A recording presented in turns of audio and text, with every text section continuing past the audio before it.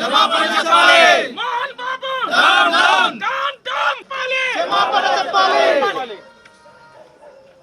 జర్నలిస్టులపై దాడి. మోహన్ బాబు అనగానే మనకి విద్యా సంస్థలు కూడా గుర్తొస్తాయి. ఎందుకంటే మోహన్ బాబుకి సంబంధించిన విద్యా సంస్థలు ఎంతో ప్రాచుర్యం పొందాయి.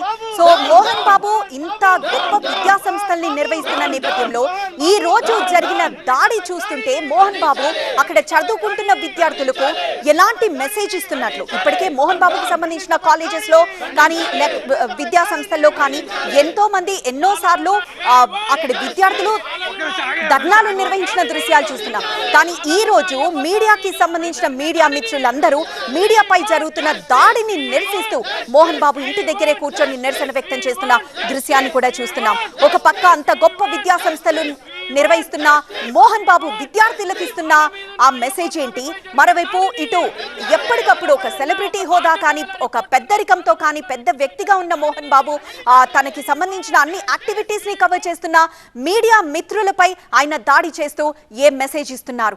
ఈ రెండు సందర్భాలే కాదు మొత్తంగా ఈ రోజు మోహన్ బాబు మీడియాపై దాడి చేయడం అనేది మొత్తం all over talk of the town అయింది.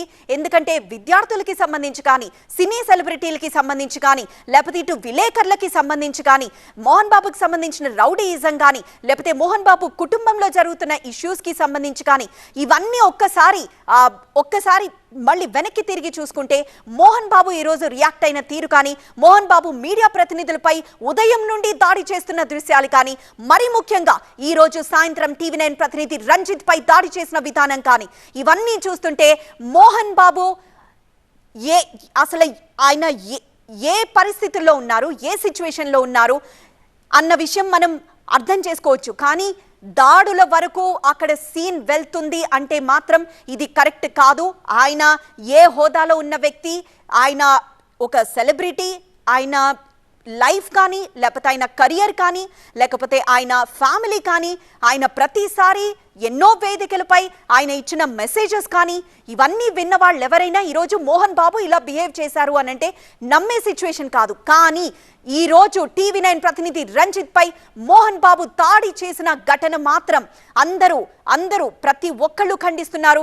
మరి ముఖ్యంగా మీడియా ప్రతినిధులు ఎవరైతే కవర్ చేయడానికి వెళ్లారో అక్కడే బైఠాయించి మోహన్ బాబు ప్రవర్తనని నిరసిస్తూ అక్కడే ధర్నా నిర్వహిస్తూ ఉన్నారు. ఒకవైపు కుటుంబంలో సమస్యలు కావచ్చు, ఒకవైపు కుటుంబంలో ఇద్దరు కొడుకుల మధ్య గొడవలు కావచ్చు, లేకపోతే ఒక కొడుకుతో తనకి డైరెక్ట్గా గొడవలు కావచ్చు. ఏదైనా కానీ ఒక గొప్ప వ్యక్తి ఇలా బిహేవ్ చేయడం మాత్రం కరెక్ట్ కాదు.